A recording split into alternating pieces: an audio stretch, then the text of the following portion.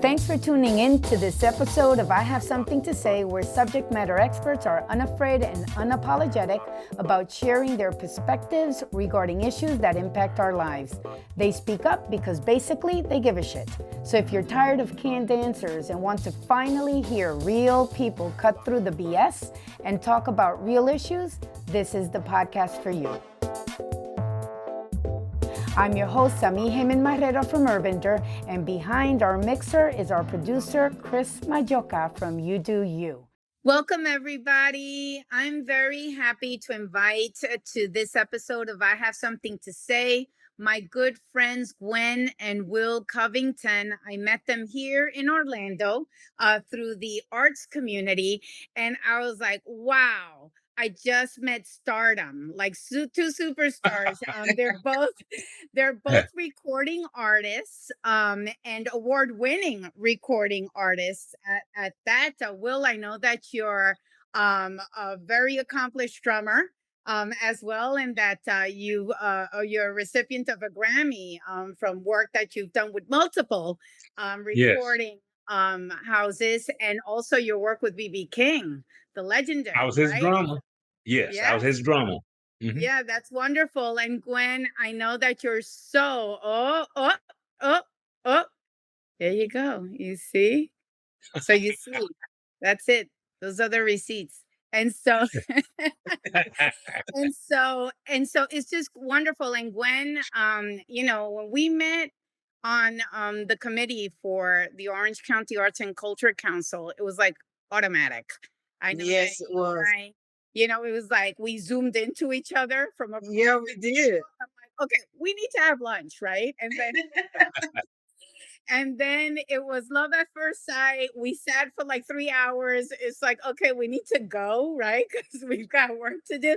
But it was just wonderful because it just allowed us to really understand, right, what our passion points are, but also for me, to learn really the impact that you guys have on the community is just incredible. And I'm just so happy that we finally were able to make this time to get you on the show to share.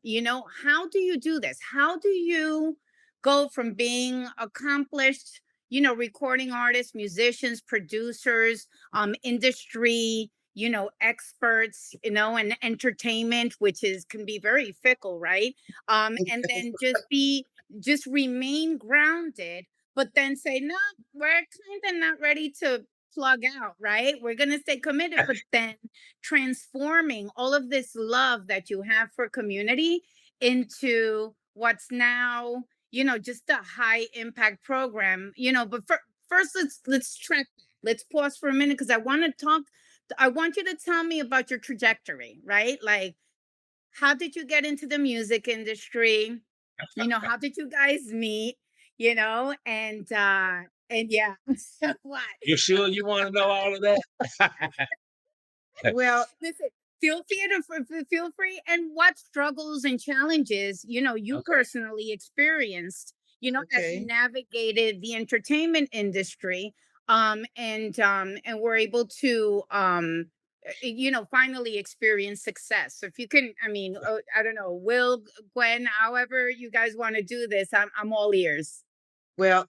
First of all, I just want to thank you first of all, Semi, for inviting us to your I Have Something to Say podcast. And like you said, we did. It was just we connected, so it was just energy there that I can't even explain when we first met on the council. I like the way you express yourself, and you made me feel very comfortable. And we'll know how I am when I'm meeting people. I'm usually laid back, and he gets up front and start talking, and I'm checking people out. But you were just so warm, and you were down to earth and connected so well. I said, hey, I think I got me a new friend here. So thank you so much. Oh, yeah, but we didn't know it was going to come to this where we are today. Mm-hmm. Just to talk a little bit about Will and I guess we'll be going back and forth with this. The way I got into the music business, I actually met Will. We dated and got married. I'm making it short. We dated a few years. We got married. However, I did not know that he was a drummer because when I met him initially, he was scuba diving. So that's all I knew about him, scuba diving. So we fall in love. We go into his hometown in Georgia to meet his family, to let them know, to announce that we're getting ready, we're engaged and we're getting ready to get married. And we're living across the street from a band that's playing at a home, and we're living across the street at his aunts and uncle's house, and they saw Will and invited him over. So we both went over and they went to talking, and they said, well, give Will the sticks. You know what he's all about. And I was like, give him the sticks. What is this? I was totally surprised. Will said after he had done his demonstration, he said it had been years before he had been drumming.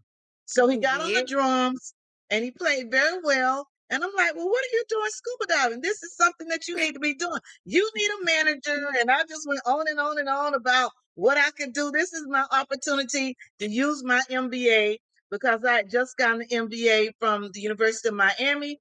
And I did not want to go to work for corporate America. I wanted to use it Mm. for what I was doing. So this was my opportunity to get into the business. So I became his manager.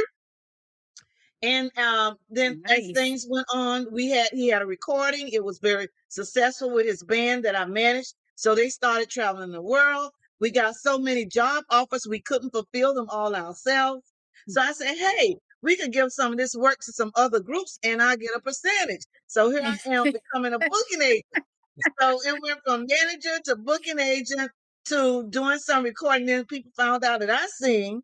And so, and then Will had me in the studio working on some demo recordings and stuff like that to utilize my voice. But my attention was basically on the business because we needed someone Mhm. to handle the Mhm. business part. So now I'm going to let him do some talking and then I'll come back in.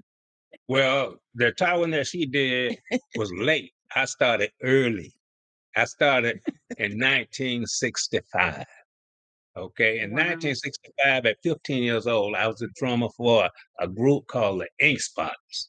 Now, maybe you Mhm. guys have heard of the Ink Spots, but they were very famous in the 60s. It was the Ink Spots, the Mill Brothers, the Coasters, and the Platters. They were the four, uh, Mhm. four of the most popular groups at that time that was singing, that was African American groups. Okay, when I played with them from 1965 up until 1969. 1969, I decided, well, hey, look, I'm going to go ahead on and put together another group. So we put a group together called Raw Soul Express. The first song that we did with Raw Soul Express was called, wow, that song was uh, Hard Way Out. And that's that's what it was called, Hard Way Out. That's why I couldn't hardly remember what it was, because it was Hard Way Out. But that was the first song that we did. We did that in 1970. And in 1970, when we put together that song, it was because I had a situation where I wanted to be one of the first African Americans in Florida to have a record label. So Mm. at 19 years old, though, I didn't know what the hell I was doing. So you know what Wow. happened? I lost my Mm. money. So, but in 1972, we got a record deal, and that record deal came through, and we ended up having a record deal with TK Records, and we worked with them for a while under the name of Raw Soul Express, and then by 1974, I started scuba diving. And so I said, wait a minute, I'm making money doing this. So let me, Mm. yeah, because it wasn't for a hobby, it was for a job, you know. Right. Yeah. So, Mhm. so I kept doing it and doing it. And finally in 1976, 76 or 1977, I think that was when I first met Gwen. Hmm. Mhm. And then, Yeah, I was in grad yeah, school at the time yeah, at the she was University in, of Miami. Yeah. yeah, she was in grad school, and we decided, okay, look, okay, let's go ahead on and try to tie this thing up, because see, she had a master's degree and I was a dummy. So, so No. yeah, well, anyway. you know, You were successful scuba diving, yeah, you Yeah. were yeah, you but were yeah, yeah, you and were but making she was a some money, successful. She was yeah, a you were busy making Yeah. yes, He was bringing in the money at the time. she was a successful, Yeah. smart young lady. So I wasn't so dumb that I wouldn't think of how to get a smart young lady, you know, because I needed somebody who gonna keep me from spending all that money because I was spending it, you know. and then to make more money because then Yeah, yeah, and she then rediscovered you, right? She rediscovered you yeah, in that well, Yeah. rush. Pretty much. she reinvented me really because what happened is I was pretty much happy with scuba diving because, like Mm, you said, the money was, hey, I didn't have a problem. You know what I mean? mhm, And at mhm, that age, making the kind of money that I was making, being a mhm, professional scuba diver was something. mhm. I know you Yeah. heard of Mel Fisher. Mhm, Mel Fisher, you heard of the Atrocious, right? mhm. Yeah, the Atrocious, the Spanish galleon that sunk off Key West. Well, I Yes, used to did you work with see? him. Right. Yeah, I used to work Wow. with him to go treasure hunting. Okay? Wow. That's the kind of diving and stuff that I was doing. Yeah. So However, Mhm. However, it just got to be I just became a nervous wreck with that Yeah, I because could thinking imagine. about what he was doing underwater and all that kind of stuff, yeah. and I wasn't too good at that myself. So Mm. I think I had a little influence of him playing his drums versus doing the scuba diving. I think Yeah. so. Well, what happened after she started telling me about, hey, if we're gonna get married, you don't need to be diving. I said, no, I said diving ain't dying, you know. but anyway, I said, okay, so let's try this. So one afternoon, one day when we decided that we were gonna actually formulate a business, we was at the kitchen table in Mm. at Scott Lakes. That's where we lived in the part of Miami The first called home we had in Miami. Mhm, Scott Lake. mhm, And she sit there on the table and she put together actually the business plan and everything and put it together mhm, so that we can have a legit business. And mhm, what happened after I came back from not I, but after we came back from Georgia, once I went up there, then I decided, okay, look, this is what we're gonna do, and this is what I'm gonna do. I'm gonna go ahead and play these drums again. So I put myself together in a way that my whole situation was practice, practice, practice to get mm, back to the skills that I know I had. But at the same time, we had formulated a band and mhm, we had started putting together different projects. So in 1980, we put together a band called Wisdom. And when mm. we put that band together called Wisdom, we ended up having a record that was pretty good. And that went pretty good. And the band was good too. So And the rehearsal hall was in our living living room. room, yeah, yeah. We tore up the carpet. It was in our living room. I tell you, we didn't have no kids then, so Right. We tore the it carpet was up. good. It was okay. We definitely had to change carpet a lot because my drum set was going all over the floor. but it, but anyway, we ended up doing that. The Wisdom Band got very popular too. Mhm, So, but we had got popular to the point of where, wait a minute, this thing here, we on the wrong record label. mm, So we actually stopped working with that label and we got a release and we stopped working with them. But Gwen and I, we decided, hey, let's go ahead on and put the band on our own label. So mhm, we formed a label, formed a label called EGI EGI Records, Records. mhm, which we still have today. Which she actually runs that one, you know. But we end up doing that, and in 1972, I mean 82, not 72. In 1982, we went back and we recorded a song called After Loving You.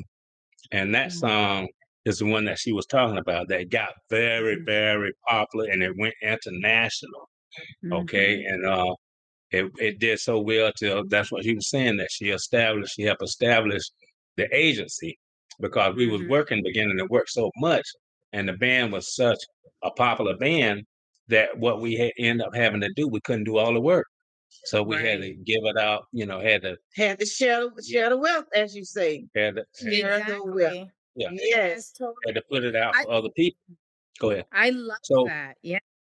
Yeah, well, one of the things too that what motivated us to really get out there into the community. Actually, there was a riot that took place in Miami around the 80s. 1980, It was 1980. the Mike Duffy It was riot. the Mike Duffy riot. It was about the cop killed, the cop shot. No, they didn't What was shoot that? him. The insurance man, uh, that the cops in Miami killed. He was an insurance man. He was on his motorcycle, and the cops Mm, killed him. And mm, that started the Mike Duffy riots. So Hmm. um, on what was that New Year's Day, we Hmm. had planned to have a concert. So we did a concert on to New sort of Year's Day bring to the bring the community community together. together. And we Hmm. did that concert. We had like over 4,000 people at that concert, Oh wow. and they actually Bryson, and they wanted to try to they wanted to try to stop us, but everything was put together so good till Yeah.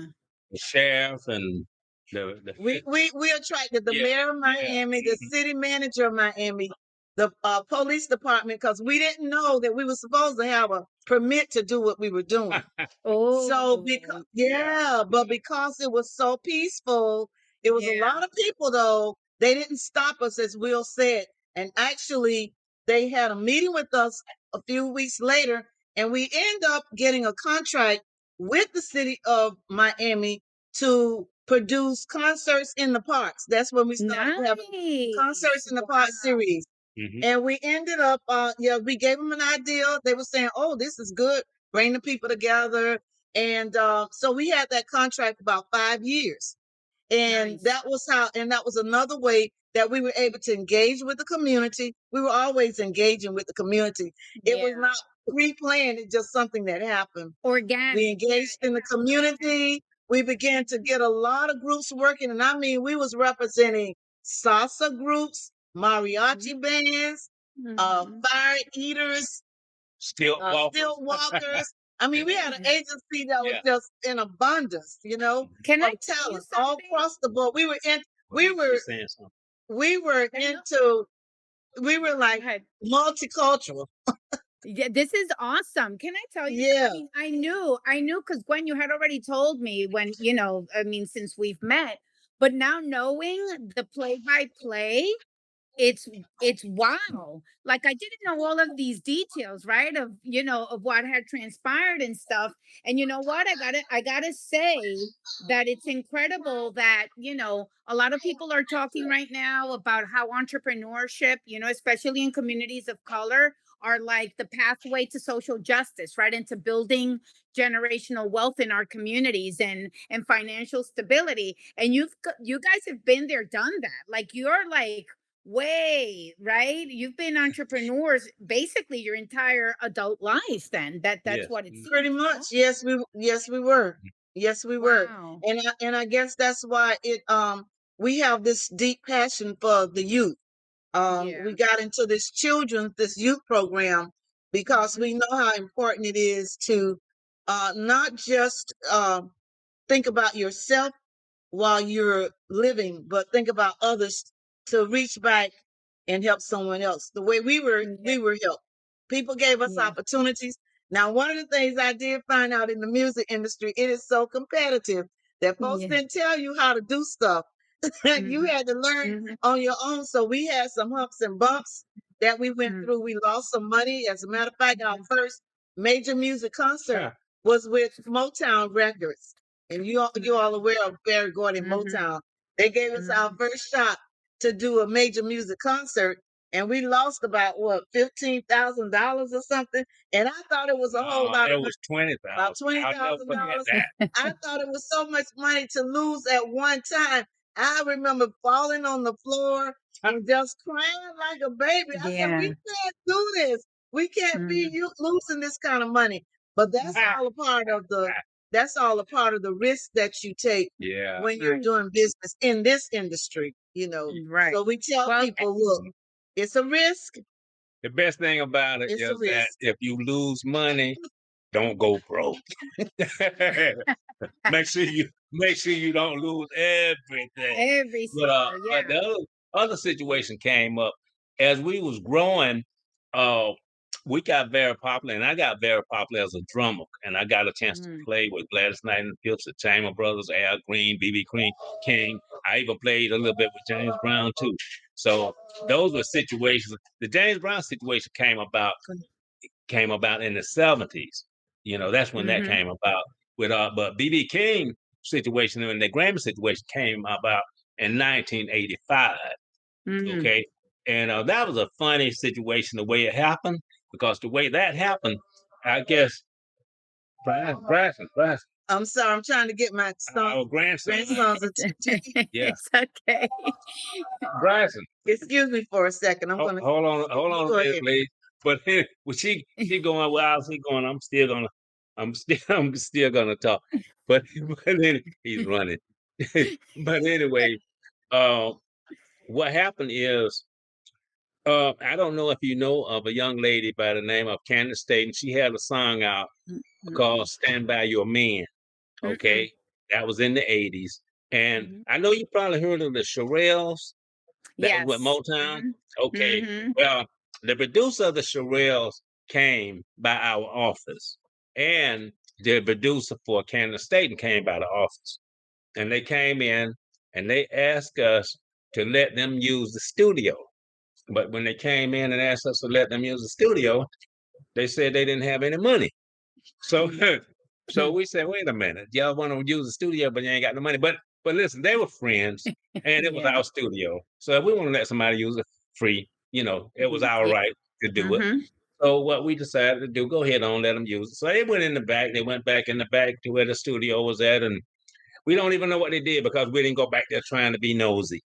But Mm. but they went back there and they stayed back there and they did whatever they were doing. Then they came up to the front and they said, "Will," they say, "we finished and we're gonna pay you." So I'm ready to get some money, but they didn't have any. So I'm like, "Wow, no money? How y'all gonna pay me?" They said, "Don't worry, Will. We will pay you. We will come back and pay you." So later on, these guys came back. Now, what happened? Let me go back a little bit because it was 1983 when they came, but it was 1985 when they came back. But when they Mm. came back in 1985, they said, "We came to pay you." I said, "You did? You come to pay me? How are you going to pay me? Where the money at?" They said, "Well, we ain't got no money." But I said, "No money?" They said, "No, we don't have any money. But BB King is at the other studio waiting on you." I said, "What? Wow. BB King at the studio waiting on me? What are you waiting Wow. on me for?" But they say, "No, we want you to play drums for him because we know you can handle the job." So I Wow. said, "Well, okay, I'll try it." But then Gwen, being the businesswoman she is, being the businesswoman she is, she put together, Exactly. she put together the paperwork. Yeah, I So was that, like, BB King, yeah, he already getting his. We trying to get ours, yeah, so So like he said, like he yeah, said, trying to get that business, because if you don't have your paperwork together, I don't care what kind of business you in. If you don't have your paperwork together, you really won't make. It's well, hard for you to make the Yeah, you're money not and gonna make legally and have a inroads. legal support well, what base. what happened? What happened in that situation? I was already a union musician, Mm. but when you go into the studio, they're used to musicians coming in there that don't belong to the union that they can pay them anything. Mm. And just because they get that satisfaction and oh, I'm playing with this guy, I'm playing with that guy, they give them a little bit of peanuts, you know. Mhm. Well, by me belonging to the union and Gwen being like she was, it wasn't going to happen to me. I don't care. Yes. I don't care who was over there. Well, I Yeah. Yeah, contracted the union, and that's what you do. yeah. You be a Yeah. part of the Well, union, and that's the can I tell benefit. you something? We'll just mention the song by the Sorrells, "Stand by Your Man." Was it? Well, she stood by her man. Yeah. When? Oh, Yeah. yes, she did. She definitely did. Yes, I She did. stood by me. I Okay, stood But by him. I went I over. stood by him. Went to the studio with him, and actually, the picture that everybody is seeing today is She the went picture to the that I took with Yeah. with the little camera back in the day. I know we're talking at the time when you guys probably wasn't even born yet, or maybe Yeah. was Uh, maybe were I was kids. sure. I was a So teenager. you know, In because the mid we're 80s, I old was a school. teenager. Yeah. Yeah, we're going back way back old school. Yeah. So Yeah. things are quite different now. But Yeah. So we didn't have all the help of the technology No. like you have now with this Yeah. podcast and all. Things have changed so much. Yeah. Yeah. And we still are struggling trying to get to know how to do how to do marketing online, but we're getting there. But you know Yeah. what? The business don't change. And the technology is on it. The business don't change. The only thing change is the technology and the people. Mhm. And the technology change because it always evolves. The people change because they die. Yeah. You know? Yeah, well, that's reality. Yeah. Yes. But That is so reality. But so you guys listen, but you guys stay plugged in the sense where, and you give back in different ways. And I know that you mentioned before that as you developed, right, your business, and you became also talent agents, and because you couldn't take on all of these right. gigs, right, or projects, so then you were giving it to other, right, Mhm. talented and worthy musicians and performers and everything. You had that sense of sharing, parting from a place of abundance, that there's enough work, right, for everybody. Right. To You know what? Right. We even started a musician union Mm, because people of color wasn't getting the help that was needed, mm, but from the union people. mm, What they would do, they wouldn't even give us the places that we could go to practice. They would let the other people go in and practice at the union hall. We could mm, not even go in the union hall and practice. So I started my own union. I, mm. I started, yeah, He started his Yes. own union. We had rented a place where it was large enough for us to have a rehearsal hall in it, a recording studio, and we had a conference room, because it, like he was saying, it was not easy for us to get these facilities and Mm, rent these facilities. So we made the sacrifice of making sure that we had a place of our own to do everything that we needed to do. wow. And while we had that studio going on, we also did a lot of commercials. We oh actually yeah, yeah, we made yeah. commercials, and we were just doing stuff for A lot of fun, jingles. jingles and stuff, and we end up making money Yeah. doing that as well. Like I said, it was like a lot of things. We were young, we were just trying different Yeah. things. We really didn't know that much about the business, but it paid off. In the long run, it paid off for us and for others who worked with us, because our doors started swinging wide open, because everybody knew, go see the Covingtons, you're going to get you a job. Because it's hard to get gigs. It's hard to get gigs in the business of music. So Yeah. we were looking for other ways to get the gigs. So we ended up working with we developed a good relationship with the Miami Convention and Visitors Bureau. Yes. Mm, We had a very good relationship with them. So a lot of the conventions that came to Miami, of course they needed entertainment for whatever. So we got found favor with them, and we were mhm, able to get a lot of contracts with through the Miami Convention and Visitors Bureau for different groups. And there was a group that we represent. I don't know if you guys knew Carlos Oliva, but he was a mm. popular Hispanic guy back in. You all know Gloria Esteban.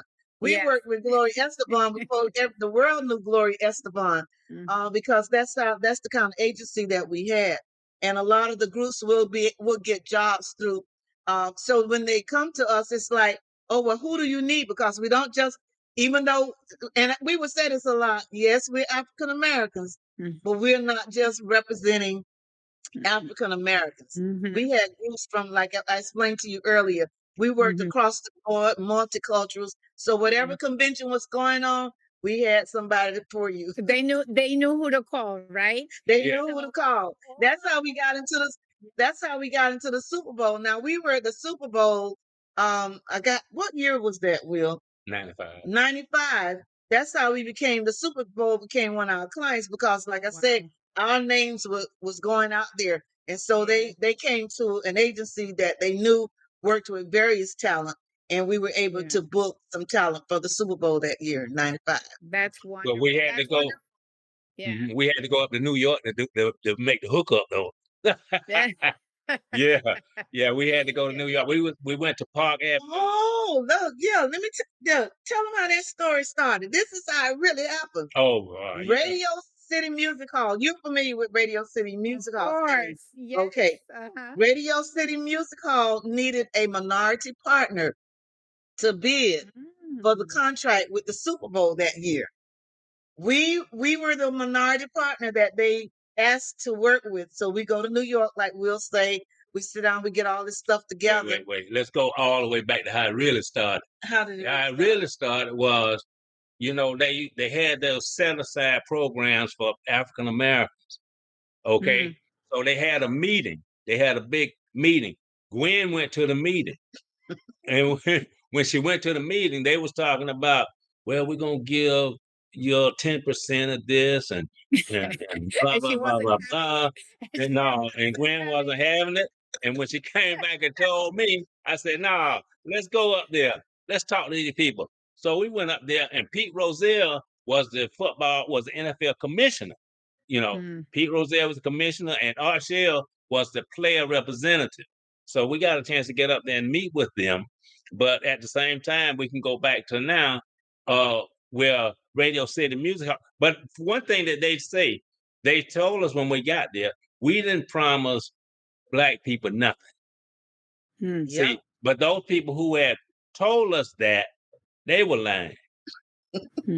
You know what I mean? So, but what they were doing, they were gonna get the money and pocket it and put who they want involved, but we wasn't having that part.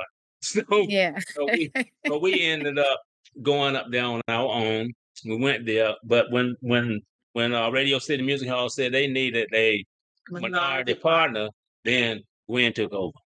That's awesome. Now let me tell you though, that was not an easy. We're talking these things now, and we can talk them and laugh about it.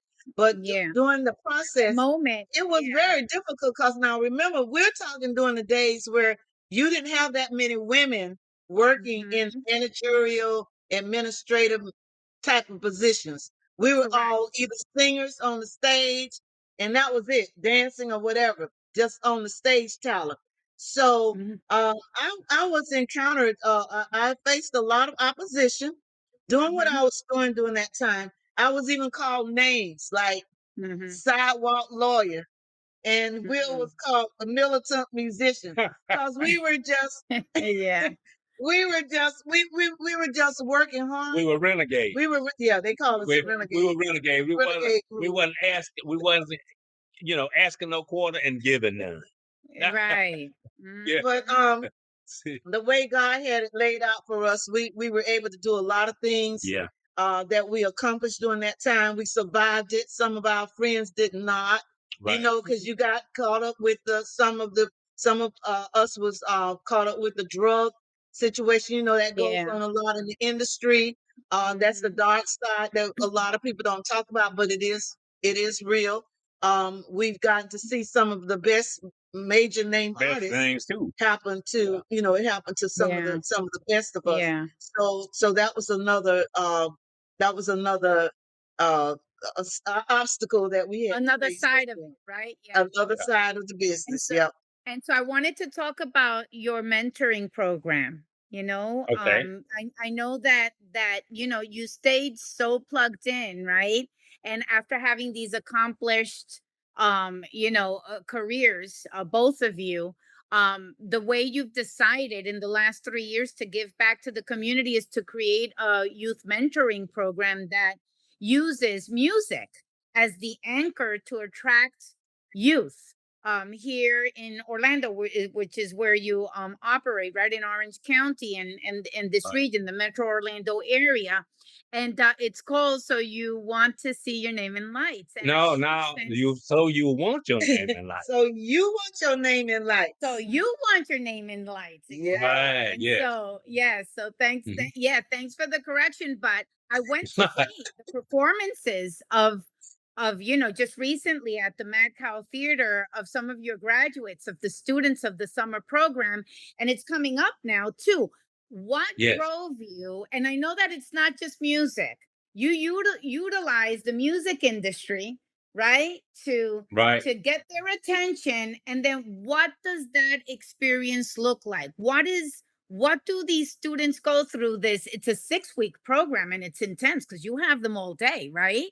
Yep. Yes. Yep. Yeah. Mhm. So what Yeah. what propelled you to create this program, and what's been the experience for the students and for you alike in the last 3 years since you've been implementing it here? Well, surprisingly, we didn't know that COVID was coming. Hmm. COVID came and it really affected a lot of us, not just the young people. But we knew, Will and I talked about Will actually he's the visionary for the program. And we talked about how can we help young people. And we why did we choose the age group that we did? Well, my experience working as a substitute teacher for Orange Hmm. County, Hmm. I was able to see how these middle school, middle school age children and high school children, it was just a lot of stuff that they go through. It's a lot of stress that these children have to deal with, which some of them can talk to you about it and of them don't. And the suicide rate in this age group um, affected our thinking of the target audience that we wanted to serve. And then the crime, a lot of the crime that is conducted is about by these young children. And then they kill themselves a lot. They get Hmm. upset with each other, and then they have these shootouts. So we know that we are not going to be able to save the world, so to speak, but Hmm. we felt like we could do something to capture the mindset of some of these young kids to say, okay, you know what? I really don't want my life to be out there in the streets doing some of these crazy things, or I need to have someone to help me to guide my way through some of this life experience that I'm encountering. You know, we all had to have mentors. I'm sure you've had Right. some in your past, Yeah. and we've had some Hmm. to help us Yep. along the way, especially Yep. when you make some decisions that weren't good for you. And I Yeah. came up during the day that the neighborhood was a real neighborhood.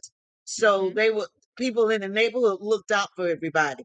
So Yeah. this we decided, hey, let's get some of these kids. Let's teach them about money management. You know how important that is. Let's teach Hmm. them about let's talk about how we can eat well and exercise and take care of ourselves. Let's go through some of these life skills training, things that they need to know that will help them through their entire life. And while we were doing that, we didn't want to make it sound like you coming to school because it's a Yeah. summer camp. So we wanted Hmm. to have some fun with doing all these things with you. Entrepreneurship. If you want to start Hmm. a business, how do you start a business? When we go through the ABCs of talking to these children about these things. And then we use music. That's the icing on the cake. We use the music because we know they're going to get involved with songwriting. We're going to involve them with recording the song. We're going to involve them with performing the song. So those are the three strong. And then we're going to do basic piano. Why are we doing basic piano? Because that's associated with songwriting. When you want to do a song, it's good to know something about the keyboard to help you Hmm. to develop that idea, the melody, so to Yeah. speak. So, and then we teach them about the copywriting because we said, okay, so if you decide to do a song and it sounds really good and you want to take it to somebody and have them to exploit it for you, and you never know it can become a hit, the first thing Yeah. you do is copyright it. And so that's how we got into the programming that we are doing right now. And it's been And I working. gotta tell you, it was awesome when you guys gave the students that certificate with the copywriting and that their Oh names. yeah. That's huge, because It is. It is. when And they it go was through this program. I mean, we talked to them about it. We go through the camp talking about it, but when they actually receive the real registration, from the Yeah. U.S. Look, I just got Office of Copyright. chills. Yeah. That just blew their mind. I saw how they were talking, oh, I'm gonna frame this, I'm gonna do, they were all excited. Yeah. So we didn't have them laminated, but we had them placed inside of a protective cover so that Yes. whatever they Oh, decide and to it do was with later. awesome. Yeah, It was yeah. beyond awesome. And they're so talented. I mean, the production that you guys put together was epic. I mean, it was beyond this world. I wanted Well, more. Like what, thank frankly, I you. wanted more. And just knowing that you're continuing it and that you're gaining support, and the takeaways for these students is critical writing, because you mentioned Yep, this to me, that when you have discussions about developing the song and Right. using the right words, and also that's part of that process. It's teamwork, because they have to do it together, right? exactly, You build exactly. confidence. They build confidence. There was one of the participants. She seemed very shy. I know that you mentioned it a couple of times during but she was beaming, right? She was so good too, yeah. So I was just very impressed, and I really applaud you for, not how do you say? A lot of people say, "Oh, been there, done that." I had a successful career. We're doing good. We have our kids, grandchildren, right? It's time to like retire and take it easy. And you're like, no, you're creating this thing from Yeah. scratch. And Will, I know it's your vision. How does it feel to see these kids on stage performing and Well, um you know and, what? and I doing their mean, the thing, feeling, and yeah.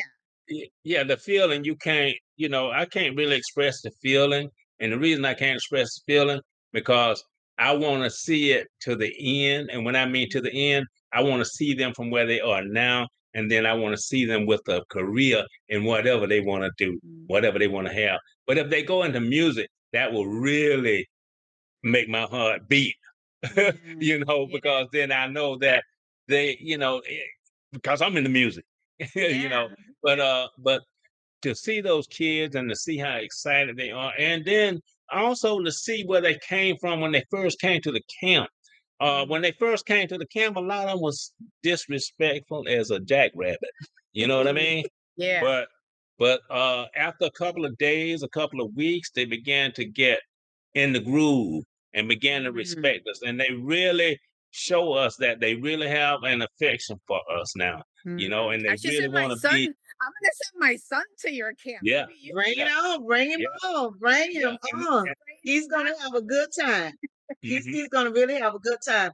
Will touched upon the idea about the thought on their careers, because we're not, it's a mentoring program. So we don't, Yeah. like we said to you before, we're not pushing music industry down their throats. right. But we're just using this as a way for them to understand they're building confidence, Mm-hmm. self-esteem, Yeah. leadership.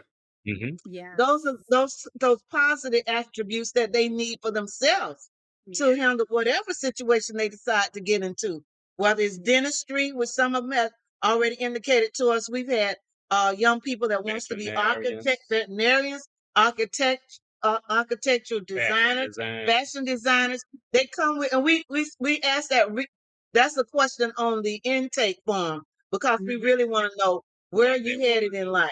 Yeah. And Yeah. so we just, we just encourage them, look, this is what you want to do, you can do it, but there are some things that's required of you. You got to know how to talk to people, you got to know how to Yeah. respect people, you need to know etiquette when you go to the dinner table. Mhm. What do you use, what utensils you use, we go through all of that with them. Wow. They just get a lot, they get a lot Yeah. in those 6 weeks. And And so, we had gardening. oh yeah, last year we had gardening, teaching them how Yeah, to grow teaching their them own how to grow food. their own food and everything. Yeah. This Yeah, year, we're gonna have cooking with the cops. cooking with the cops. Yes, I heard about Cooking that. with the I cops. Isn't that look at something? that. That They is want to come something and else. cook and have a cooking demonstration with the children. And this gives them an opportunity for the children to see them in a whole different role.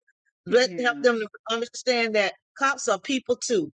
We're not Yeah. about all this that they look, they have the news out, Mhm. the media can can build you up, and then it can destroy you at the same time. Yeah. And But it also sometimes helps the cops humanize our youth too, right? yeah, So Right. yeah, cops Mhm. view yeah, children, right? Children exactly, Yeah.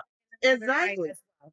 So I can't wait to see how that's going to take off. Yeah. But Yeah. that's something new for the camp Should this go year. And the national. other, We're gonna go national with that program, but we'll talk offline regarding oh Oh, wow, yeah, okay. Okay. okay, All right. all right.